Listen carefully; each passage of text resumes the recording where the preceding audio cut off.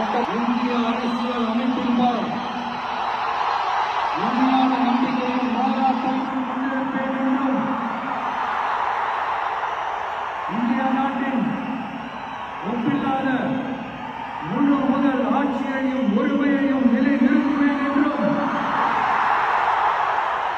தமிழ்நாட்டு அரசின் முதலமைச்சராக